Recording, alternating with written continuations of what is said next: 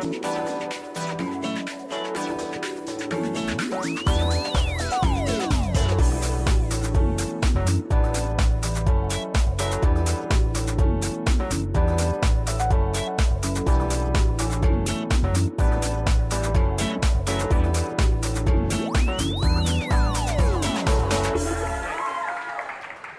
the third week in January. Welcome to the Big Purple Couch, the official talk show for the University Students' Council. Thank you for joining us today. It is our first show back from the holidays. It is great to be back. Yes, yeah. After the brand new year, and it's. I'm happy to be back. How was your break? It was good. It was a little bit too short for my liking. Okay.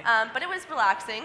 You know, chilled. Basically, out. didn't do anything wild. Okay. I know you went to Las Vegas. That was wild. And yes. Why don't you tell us about that? Because I feel like it wasn't exactly what you had in mind at the beginning of the trip. Well, that's right. I only found out, it was a surprise trip, so I only found out on the 24th that I was going. That's very nice. I knew that. You Your mom told me you knew ahead of time. The show, yeah. Okay, so those of you who have been to Vegas know that it's a 4-hour flight. Now, for me, it was a 24-hour experience getting there. That's rough. And now, why don't you break down those 20 hours for me? Because I know you just probably want to vent it all out. Well, yeah, I was so excited. We found out on the 24th, ready to go on the 27th. Now, any of you who are traveling know that the 27th in 2009, December 27th, was the worst day to travel of the entire year. Yes. Because of enhanced security. Plus, I had a really crappy flight company.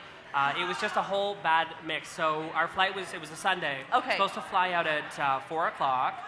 Still waiting in airport security at 9 o'clock that day. Oh my. Okay, yeah. But I feel like that's not the worst of it, because if that's only 4 hours. 4 hours, 5? It gets worse. So we finally get on the airplane at 9:30 after being in security all afternoon. Okay. For about 7 hours. Get on the airplane. Wait for 2 hours, of course. Then the airplane taxis to the runway. We get ready. All of a sudden, like before we're about to take off, the pilot says, "Oh, there's a light," like as if it was a car. "There's a light here that's blinking, so we have to go back to the airport for the engineer to fix it." We're like, "Okay, this can't be serious." So what are we at now? 9 hours? 10? Yeah, I think 10. I can't even keep track. That is brutal. So we're at about 10 o'clock. Okay. 11 o'clock. So finally, they turn all the air off. We're starving. So haven't had dinner or lunch. Oh my gosh. Now, the flight attendants know that we're upset. Right, so customer service, what do they do for you? They're walking down the aisles just when you want like peanuts or pretzels or something like that. No. At a minimum, you would want that because you've been waiting so long. Apple crisps, okay? Like, who wants that on a flight? Now, first of all, no, this is the worst of it. The apple crisps, okay, bad enough, they were expired by a month. Oh, that is brutal. So it's that 10 is o'clock, just so bad on their two meals part. combined into one into this lovely package of apple crisps. That are expired. Midnight, the pilot comes on after waiting all this time and says, this airplane has to be grounded. We have to go back into the airport, back through customs, because we've been in the United States technically. When you're on a plane sitting there, then it's considered that you've been to the United States. That's right. So the customs agent has the nerve to say, "Is there anything you'd like to declare?" I say, "Yeah, I want to declare my anger and frustration."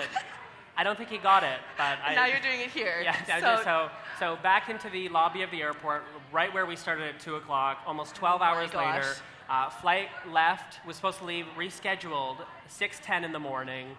We were there all night, no sleep, no food, bathrooms were closed. They give us food vouchers for $20, but no food places are open, except for one. See, that is just insulting. Right. That's insulting. One that sold Doritos. And so we were literally rationing Doritos to everyone on my face. It was like the ultimate fight of survival. So at this point, you've been waiting a very long time, and you've eaten expired apple crisps and a Dorito or two. Yeah. Okay. And I got to Vegas. Oh, at what point though? At 20? On the Monday, the day after, in the afternoon. It was just like, I couldn't even believe it. I was I've heard some bad stories, but that it was the worst. Yeah, but it's a new year. It is. It's a new year. We're starting fresh. We are, and in light of starting fresh, we have your top 10 for you this week, which is the top 10 New Year's resolutions you'll never keep. Right. So, at number 10, thinking about working out doesn't count as working out. Number 9, as long as a soup splatter exists, you will never be able to drink less. Number ever. 8, newsflash to smokers trying to quit. Nicotine is addictive. Number 7, midterms begin in a month, essays due in 2 weeks, and finals in 3. Good luck stressing less in 2010. Number 6, going green doesn't just mean wearing the color a lot. Number 5, volunteer outside, but it's winter. Number 4, stop tanning before your skin goes orange. I'm looking at you, Phil Palin. Number 3, there's a reason Dr. Atkins died. Number 2, stop referring to yourself as the situation. And the number 1 New Year's resolution that you won't be able to keep are those dirty texts to Tiger Woods. They're not stopping anytime soon. There you go, our top 10 this week. We have an exciting show ahead. We do. Talking about New Year's resolutions. Can you keep them is the question. That is the Big Purple question this week with Allie as she hits the streets. As well, we were talking about travel nightmares. Yes, and we've got more from you guys. Mike and Warson hit the streets to find out from students how that whole thing went over the break. Yes. As well, we're teaming up with Travel Cuts for some exciting promotions. Yeah, they've got some great prizes, so you'll hear about how to enter to win those prizes. But there's mugs, water bottles, $100 off a flight with Kontiki. So amazing. Stay tuned for that. Check that out. And of course, our interview this week is with Alicia DeBoer from Charity Ball, finding out from her everything, the biggest party of the year, people say. Yes. Finally, in the wrap-up, we're talking about the Blue Chair campaign, as well an update from Hype. All that coming up and more. But first, let's go to Selena with BPC Bulletin.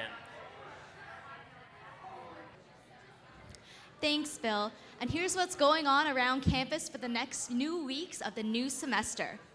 Hopefully everyone had a very happy new year and an even better time at the bars this past week during Frost Week. However, now it's back to the grind and Western is as busy as ever.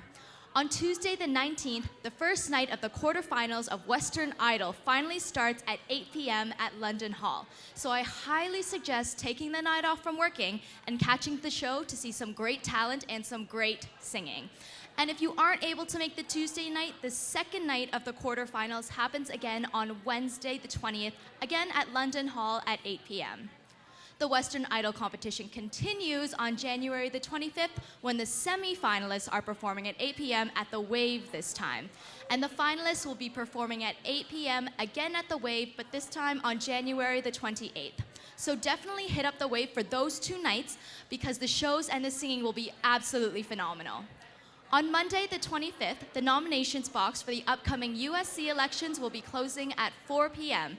And on Tuesday, the 26th, the campaign kickoff begins. On Saturday, the 30th, Western Charity Ball is going on that night. So be sure to buy a ticket because it's for a great cause and it will be an unreal night. And that's your BPC Bulletin for the week in January. I'm Selena Ng for BPC and we're off to Cat.